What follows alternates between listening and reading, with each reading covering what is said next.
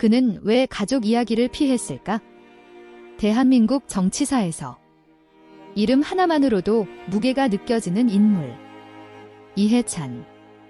수십 년 동안 권력의 중심에 있었고 수많은 결정과 논란의 한가운데를 지나온 사람. 그런데 이상하게도 그에 대해 아무리 많은 이야기가 쏟아져 나와도 단 한 가지 주제만큼은 늘 비어 있었습니다. 바로 가족. 그 중에서도 딸 이야기입니다. 기자들이 질문을 던질 때마다 그는 말을 아꼈고 화제를 돌렸으며 때로는 웃음으로 답을 대신했습니다. 정치 이야기에는 거침없던 그가 가족 이야기 앞에서는 유난히 조심스러웠던 이유는 무엇일까요? 측근들 사이에서는 그를 이렇게 불렀다고 합니다. 딸 바보. 하지만 아이러니컬하게도 그가 그렇게 아꼈다는 딸의 얼굴은 공식적으로 거의 알려진 적이 없고 그 딸의 인생을 함께하게 된 단 한 사람. 사위에 대한 정보는 더더욱 철저히 가려져 있었습니다.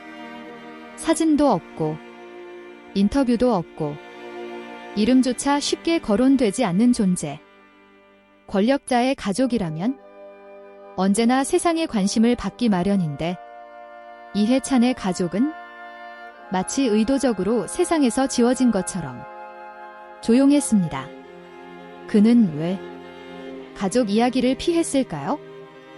그리고 그가 끝까지 숨기려 했던 하나뿐인 사위의 정체는 왜 사람들에게 충격적이라는 말까지 나오게 된 걸까요? 지금부터 그 침묵의 이유를 하나씩 따라가 보겠습니다. 공적인 자리에서의 별표 이해찬 별표 언제나 같은 모습이었습니다. 단호한 말투, 흔들림 없는 태도, 그리고 계산된 침묵. 그는 감정을 쉽게 드러내지 않는 정치인이었고 필요하다면 비판도 감수할 줄 아는 인물이었습니다. 동료든 상대 진영이든 그 앞에서는 누구나 긴장할 수밖에 없었습니다.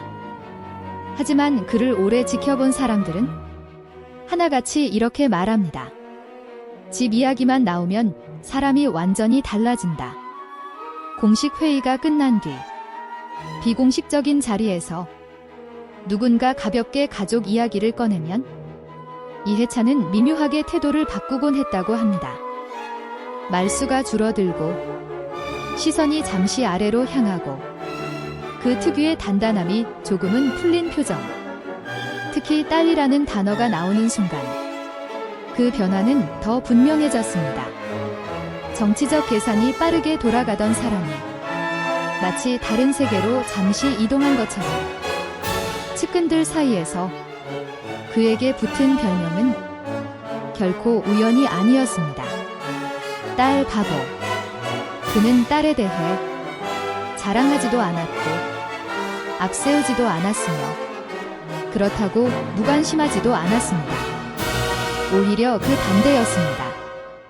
너무 잘 알기 때문에, 너무 소중하기 때문에 말하지 않는 쪽을 선택한 사람.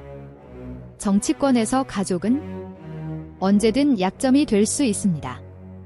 때로는 존재 자체만으로도 공격의 명분이 되기도 합니다. 이해찬은 그 누구보다 그 현실을 잘 알고 있었습니다. 그래서 그는 딸을 보호하는 가장 확실한 방법으로 완전한 거리두기를 택했습니다. 언론 노출 제로, 공식 석상 동반 없음, 정치적 서사에 가족을 끼워 넣지 않음. 이것은 단순한 사생활 보호가 아니라 의도된 선택이었습니다. 그 선택은 그의 정치 인생 내내 일관되게 유지되었습니다. 흥미로운 점은 이런 태도가 정치적 이미지 관리에도 불리하지 않았다는 사실입니다. 대중은 그의 가족을 몰랐지만 그가 가족을 소중히 여긴다는 느낌은 아이러니컬하게도 더 강하게 남았습니다. 보여주지 않음으로써 지켜낸 신뢰, 그리고 그 신뢰의 중심에는 늘 딸이 있었습니다. 이제 문제는 그 다음 이야기입니다. 그가 그렇게까지 지키고 싶어 했던 딸이 인생의 동반자를 선택했을 때 이해찬은 어떤 선택을 했을까요? 그리고 그 선택의 결과가 왜 지금까지도 조용한 의문과 함께 충격적이라는 말로 회자되고 있는 걸까요? 그 답은 곧 등장하게 될 한 인물, 하나뿐인 사위에게서 조금씩 드러나기 시작합니다.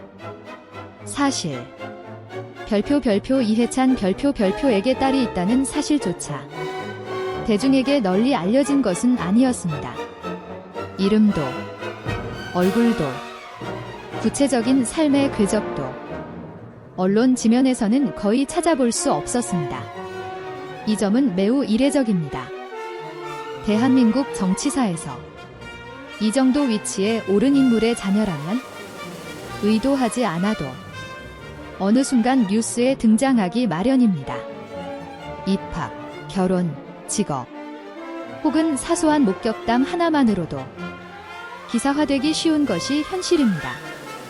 하지만 이해찬의 딸은 그 모든 과정에서 완벽하게 비켜나 있었습니다. 마치 처음부터 존재하지 않았던 사람처럼. 이것은 단순한 우연이 아닙니다. 정치권 관계자들은 그 배경에 대해 이렇게 말합니다. 그는 처음부터 딸을 정치와 완전히 분리된 존재로 키웠다. 실제로 이해찬은 공적인 자리에서 가족을 언급하는 것 자체를 극도로 꺼려했습니다. 다른 정치인들이 가족 이야기를 통해 인간적인 이미지를 쌓을 때도 그는 그 길을 선택하지 않았습니다. 그 이유는 명확했습니다. 가족은 이미지가 아니라 지켜야 할 현실이었기 때문입니다. 특히 딸은 그에게 있어 가장 취약하면서도 가장 보호해야 할 존재였습니다. 정치인의 자녀로 산다는 것은 태어나는 순간부터 원하지 않는 시선과 해석을 감당해야 한다는 뜻이기도 합니다. 이해찬은 그 무게를 딸에게 지우고 싶지 않았던 것으로 보입니다. 그래서 그는 의도적으로 딸을 그 어떤 서사에서도 제외시켰습니다. 언론 노출은 물론 정치적 연결고리, 인맥, 후광, 그 모든 것에서 딸을 멀리 떨어뜨려 두었습니다. 그 선택 덕분에 딸은 비교적 조용한 삶을 살 수 있었는지도 모릅니다. 하지만 바로 그 점이 훗날 더 큰 궁금증을 낳게 됩니다. 세상에 알려진 것이 거의 없는 딸. 그리고 그 딸이 선택한 인생의 동반자. 사람들은 자연스럽게 이런 질문을 던지기 시작합니다. 과연 어떤 사람이기에 이해찬이 끝까지 침묵을 지켰을까? 딸의 삶이 철저히 가려질수록 그 그림자 속에 있는 사위의 존재는 더욱 선명한 의문으로 떠오르기 시작합니다. 그리고 그 의문은 곧 하나의 사건을 계기로 조용히 수면 위로 올라오게 됩니다. 바로 아무도 예상하지 못했던 그 결혼의 순간이었습니다. 어느 순간부터 정치권 내부에서만 조용히 떠도는 이야기가 하나 있었습니다. 이해찬 딸이 결혼했다더라. 처음에는 확인되지 않은 소문처럼 들렸습니다. 공식 발표도 없었고 보도자료도 없었으며 축하 메시지가 오간 흔적조차 없었기 때문입니다. 하지만 시간이 지나면서 그 소문은 점점 확신에 가까워지기 시작했습니다. 이상한 점은 따로 있었습니다. 이 정도 급의 인물이 자녀의 결혼을 치르면서 언론의 완전한 침묵이 이어진다는 것은 거의 불가능에 가깝다는 사실입니다. 짧은 기사 한 줄, 관계자 멘트 하나쯤은 자연스럽게 흘러나오기 마련입니다. 그러나 그 결혼에 대해서는 아무것도 없었습니다. 날짜도, 장소도, 하객도, 사진도, 마치 의도적으로 기록 자체를 남기지 않으려 한 것처럼 정치권 인사들은 이 상황을 두고 서로 다른 해석을 내놓았습니다. 비공개로 치렀을 뿐이다. 가족이 원치 않았을 것이다. 괜히 오해를 살 필요가 없지 않나? 하지만 그 모든 설명에도 하나의 의문은 남았습니다. 왜 하필 이해찬의 가족 이야기만 이렇게까지 철저하게 가려졌을까? 사실 그는 완전히 침묵한 것은 아니었습니다. 누군가 간접적으로 결혼 이야기를 꺼냈을 때 그는 짧게 이렇게 선을 그었다고 합니다. 가족 일은 사적인 문제다. 그 말은 더 이상의 질문을 허용하지 않는 선이었습니다. 그 순간부터 관심은 자연스럽게 신부가 아닌 신랑, 즉 사위에게로 옮겨가기 시작했습니다. 누구였을까? 어떤 사람이었을까? 정치권 인맥과 연결된 인물인가? 재계와 관련된 사람인가?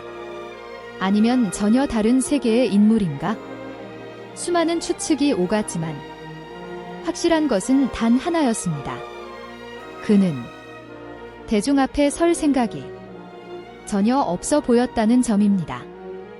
일부에서는 이 점을 두고 오히려 더 조심스러운 해석을 내놓았습니다.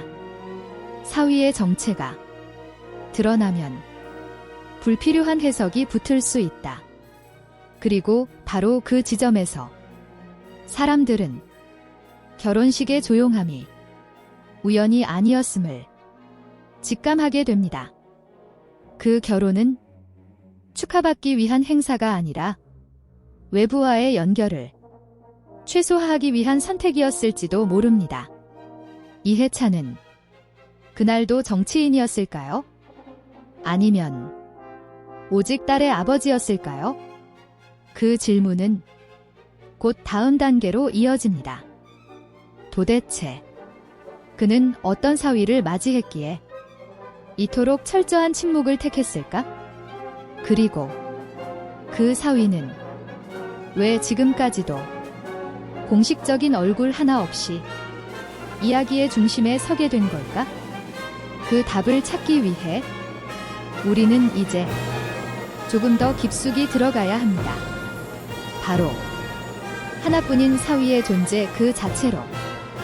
권력자의 가족 중에서도 사위라는 존재는 언제나 특별한 해석의 대상이 됩니다. 혈연은 아니지만 권력과 가장 가까운 거리에서 가족이 되는 사람. 그래서 사람들은 자연스럽게 그에게서 무언가를 찾으려 합니다. 연결고리, 이익 관계, 혹은 보이지 않는 영향력. 특히 상대가 별표 이해찬 별표이라면 그 관심은 더 커질 수밖에 없습니다. 하지만 이해찬의 사위는 그 모든 예상에서 벗어나 있었습니다. 정치 행사의 모습을 드러낸 적도 없고 공식 석상에 동반한 기록도 없으며 이해찬의 이름을 통해 무언가를 얻으려는 흔적조차 보이지 않았습니다. 이 점은 정치권 내부에서도 이례적으로 받아들여졌습니다. 보통의 경우 사위는 최소한 관계자로 언급되기 마련입니다. 그러나 이 경우에는 그마저도 없었습니다. 마치 처음부터 언급되지 않기로 합의된 사람처럼 이해찬은 사위에 대한 질문이 나올 때마다 일관된 태도를 유지했습니다. 설명하지 않고 부정하지도 않으며 확인도 해주지 않는다. 그는 대화를 더 깊게 들어갈 여지를 주지 않았습니다. 이 침묵은 사위를 보호하기 위한 것일까요? 아니면 불필요한 해석을 차단하기 위한 것일까요? 정치권에서는 이 문제를 두고 두 가지 시선이 존재했습니다. 하나는 정말로 평범한 사람이라서 굳이 말할 필요가 없다는 해석. 다른 하나는 평범하지 않기 때문에 더더욱 말할 수 없다는 시선입니다. 흥미로운 점은 두 해석 모두 결국 같은 결론에 도달한다는 사실입니다. 그는 의도적으로 세상과 거리를 두고 있었다는 것. 이 거리두기는 사위 개인의 선택이었을 수도 있고 이해찬의 결정이었을 수도 있습니다. 혹은 두 사람의 공통된 합의였을지도 모릅니다. 중요한 것은 이 거리감이 지금까지도 철저하게 유지되고 있다는 점입니다. 사진 한 장, 짧은 목격담 하나조차 쉽게 찾아볼 수 없는 상황. 이쯤 되면 사람들은 묻게 됩니다. 정말 아무것도 없는 걸까? 아니면 너무 많은 것이 있기 때문에 보이지 않는 걸까? 이 질문은 곧 다음 단계로 이어집니다. 조금씩 흘러나오기 시작한 작은 단서들. 그리고 그 단서들이 모이며 사위의 정체에 대한 이야기는 새로운 국면으로 접어들게 됩니다. 이제 우리는 완벽한 침묵 뒤에 숨겨진 첫 번째 균열을 마주하게 됩니다. 완벽한 비밀은 결국 존재하지 않습니다. 아무리 철저하게 숨겨도 시간이 지나면 작은 흔적들은 어딘가에서 모습을 드러내기 마련입니다. 별표 이해찬 별표의 사위 역시 예외는 아니었습니다. 처음에는 아주 사소한 이야기들부터 시작됐습니다. 정치권 인맥은 아니다. 재벌가와는 거리가 멀다. 언론을 극도로 꺼린다. 이 정보들은 공식적으로 확인된 적은 없었지만 여러 경로를 통해 비슷한 방향으로 흘러갔습니다. 그 결과 하나의 공통된 인상이 남기 시작했습니다. 그는 권력의 주변을 맴도는 인물이 아니라 오히려 그로부터 멀어지려는 사람처럼 보였다는 점입니다. 정치 행사에 얼굴을 비춘 적도 없고 후원회나 모임에 이름이 오르내린 적도 없었습니다. 이 점은 정치권 사람들에게 오히려 더 큰 호기심을 불러일으켰습니다. 아무것도 하지 않는 것이 이해찬 집안에서는 가장 어려운 선택일 수도 있다.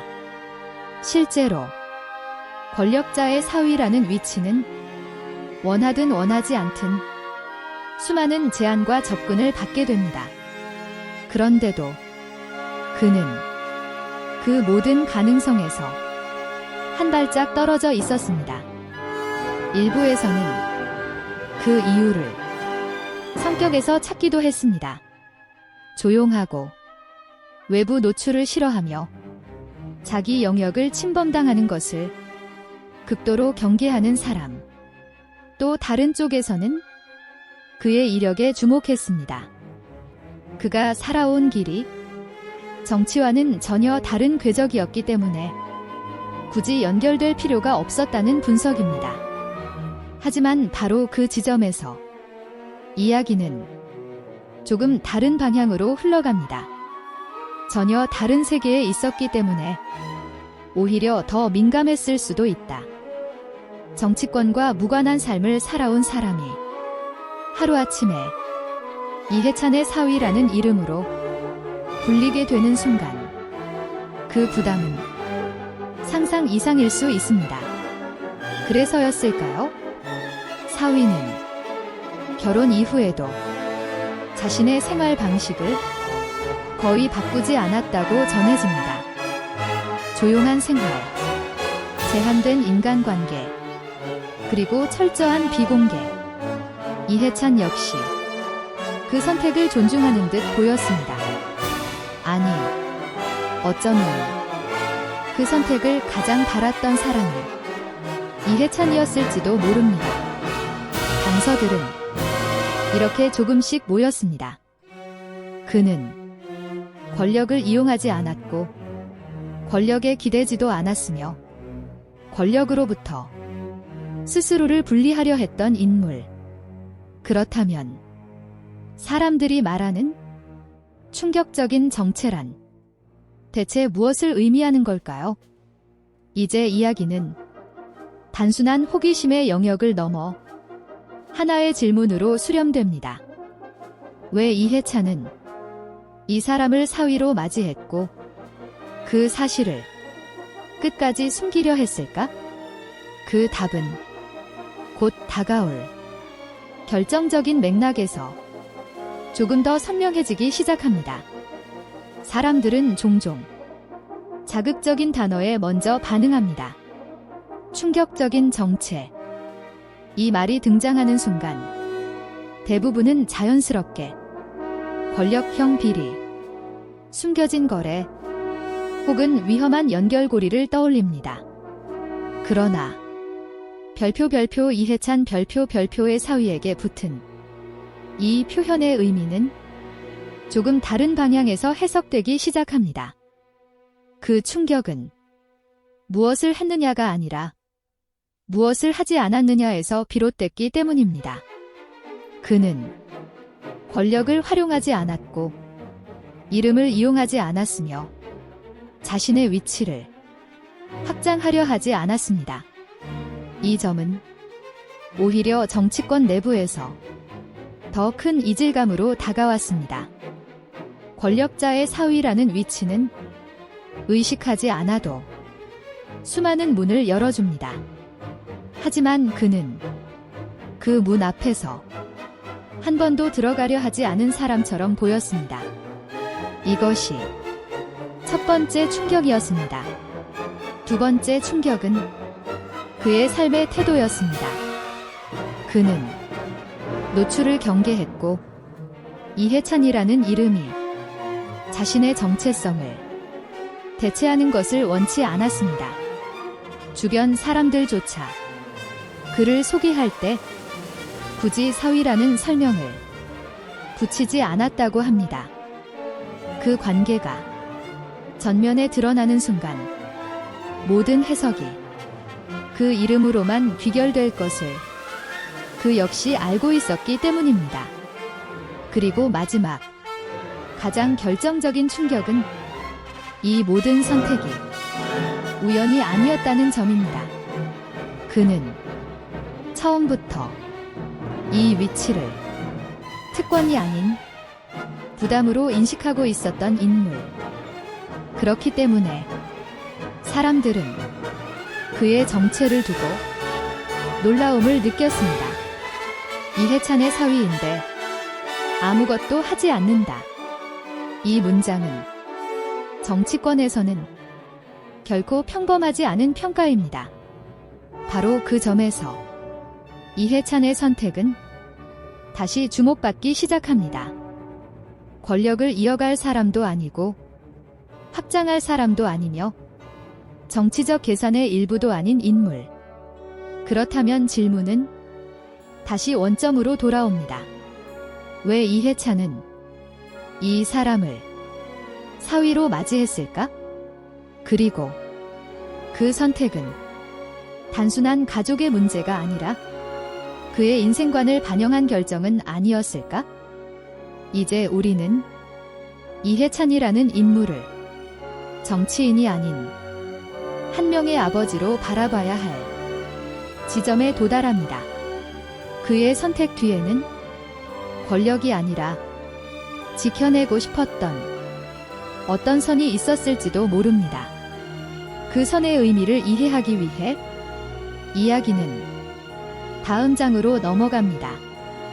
바로 별표 이해찬은 왜 이 선택을 했는가 별표라는 가장 본질적인 질문으로 모든 선택에는 그 사람의 세계관이 담깁니다.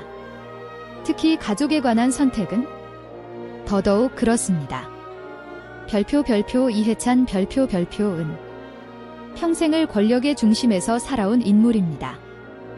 그는 권력이 어떻게 사람을 바꾸는지, 그리고 권력이 가족에게 어떤 상처를 남길 수 있는지를 누구보다 가까이에서 지켜본 사람이기도 합니다.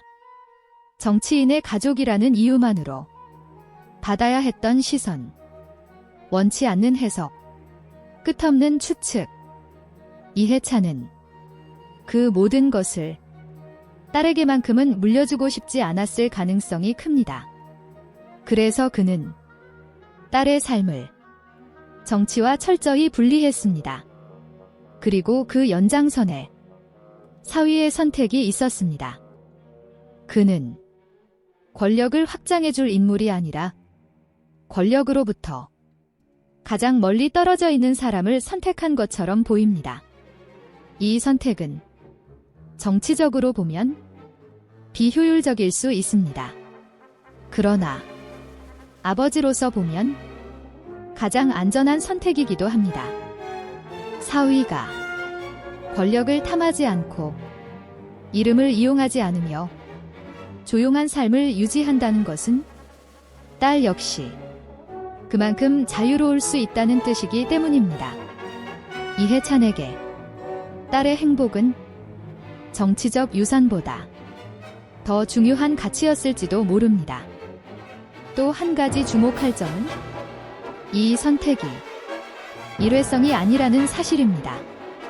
결혼 이후에도 이해찬은 사위에게 어떠한 역할도 부여하지 않았고 그를 통해 무언가를 시도한 흔적도 없습니다.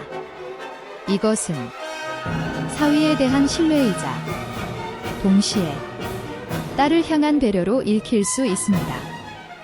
사위는 권력의 그늘이 아닌 딸의 삶 속에 존재하는 사람이어야 했기 때문입니다. 결국 이 선택은 이해찬이라는 인물이 권력을 어떻게 인식해왔는지를 보여주는 단서이기도 합니다. 그에게 권력은 확장해야 할 유산이 아니라 언젠가는 내려놓아야 할 책임이었을지도 모릅니다. 그렇다면 그는 무엇을 지키고 싶었던 걸까요? 정치인으로서의 이름일까요? 아니면 아버지로서의 평범한 일상일까요? 이 질문은 자연스럽게 이야기의 마지막을 향해 나아갑니다. 권력자 이해찬이 침묵으로 남긴 메시지, 그리고 그 침묵이 우리에게 말해주는 것들. 사람들은 흔히 말해진 것보다 말해지지 않은 것에서 더 많은 진실을 발견합니다. 별표 이해찬 별표의 경우도 마찬가지였습니다. 그는 가족을 자랑하지 않았고 사위를 설명하지 않았으며 딸의 삶을 이야기로 만들지 않았습니다. 이 침묵은 무관심이 아니라 의식적인 선택에 가까웠습니다. 정치권에서는 침묵이 때로 가장 강력한 메시지가 되기도 합니다. 무엇을 말하지 않을 것인가를 스스로 결정할 수 있다는 것 그 자체가 권력자의 또 다른 힘이기 때문입니다. 이해찬은 그 힘을 가족을 보호하는 데 사용했습니다. 사위에 대한 정보가 계속해서 비어있는 이유, 딸의 삶이 여전히 사적인 영역에 머무는 이유, 그 모든 공백은 하나의 방향을 가리킵니다. 이 선은 넘지 말라. 정치와 가족 사이, 공적 인물과 사적 인간 사이에 그는 분명한 경계를 그었습니다. 그리고 그 경계는 지금까지도 깨지지 않고 유지되고 있습니다. 사람들은 그 침묵을 두고 여전히 여러 해석을 내놓습니다. 너무 숨겨서 의심스럽다는 시선, 지나치게 조용해서 더 궁금하다는 반응. 그러나 한 가지는 분명합니다. 그 침묵 덕분에 이해찬의 딸과 사위는 적어도 세상의 소음에서만큼은 자유로울 수 있었다는 사실입니다. 이해찬은 강한 정치인이었습니다. 수많은 결정을 내렸고 수많은 비판을 받았으며 대한민국 현대 정치의 중요한 장면들을 통과해 왔습니다. 하지만 이 이야기를 끝까지 따라오고 나면 그를 다른 시선으로 보게 됩니다. 권력자 이전에 그는 딸을 걱정하는 한 사람의 아버지였을지도 모릅니다. 하나뿐인 딸, 그리고 그 딸의 인생을 함께할 단 한 사람. 그 선택 앞에서 그는 정치인이 아니라 부모로서의 답을 내렸을 가능성이 큽니다. 그래서 사위의 정체는 자극적인 폭로로 드러나지 않았고 딸의 삶은 끝까지 이야기 밖에 머물렀습니다. 이것은 숨겨진 스캔들이 아니라 숨기기로 한 선택의 기록입니다. 권력을 다루던 사람이 가장 사적인 영역에서는 권력을 내려놓았다는 사실. 그 점이야말로 이 이야기가 충격적으로 느껴지는 진짜 이유일지도 모릅니다. 침묵 속에서 지켜낸 가족. 그리고 그 침묵이 남긴 조용한 질문 하나, 권력보다 지켜야 할 것이 있을 때 당신이라면 어떤 선택을 하겠습니까?